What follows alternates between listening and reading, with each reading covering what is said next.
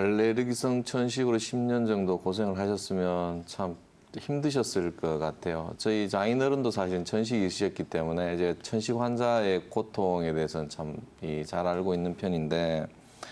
이게 이제 천식이라는 게 그런 겁니다. 그러니까 이 알레르기를 유발을 시킬 수 있는 여러 가지 원인에 의해서 이 천식 환자들을 보면 정상적인 어떤 그 일반인들의 기도에 비해서 이 급격하게 이제 기도가 좁아지면서 숨을 갑자기 이제 쉴 수 없게 되는 그런 상황들이 생긴다거나 색색거리는 어떤 그런 상황들, 그 다음에 이제 발작적인 기침이나 아니 호흡곤란 같은 것들을 이제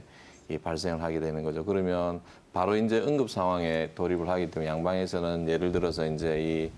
어떤 스테로이드 분무제 같은 것들을 사용을 해서 기도를 확장을 시키거나 이렇게 해서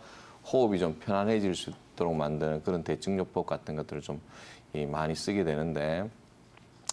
이 천식을 이해를 하려면 이 어떤 이 폐라는 기능에 대해서 좀 이렇게 이해를 하시는 게 굉장히 중요합니다. 이 사람의 인체를 보면 폐는 이 심장을 위에서 이렇게 둘러싸고 있는 그런 조직이죠. 그래서 심장이라는 거는 인체의 어떤 그 엔진과 같은 건데, 이 엔진을 위에서부터 이렇게 식혀주고 그러면서 기운을 이렇게 위로 떠오르는 화기를 아래쪽으로 이렇게 내려주는 그런 역할들을 하는 게 폐 기능입니다. 그래서 이 폐가 제일 손상을 많이 받는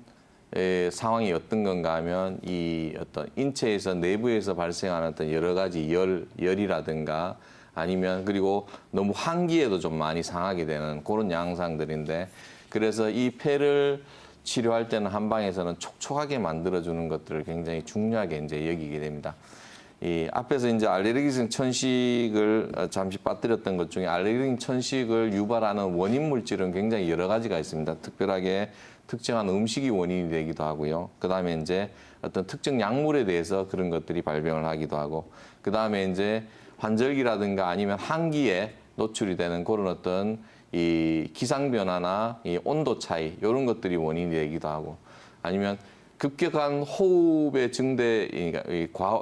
과도한 운동이나 이런 것들을 통해서 과호흡을 따라가지 못하는 그런 상황들이 원인이 되기도 하고, 그다음에 이제 어떤 대기 오염 물질이 원인, 여러 가지 이제 요인들이 천식을 악화시킬 수 있는 요인이 되는데, 이걸 치료하는 과정은 우리가 살아가면서 이러한 어떤 이 원인 물질이 무엇인가를, 나에게 있어서 그런 원인 물질이 무엇인가를 알고서 회피하는 것도 굉장히 중요한 치료이긴 하지만은, 인간이 어떤 무균실에서 살 수 없는 이상은 그 어떤 스스로 폐의 기능을 높여서 그것을 이겨낼 수 있는 상태로 몸을 만들어 나가는 것도 굉장히 중요하거든요. 그래서 이러한 폐 기능을 어떻게 만들어 나갈 건가, 이런 것들이 한방에서는 가장 중점적인 치료의 내용으로 이제 이해를 합니다. 그래서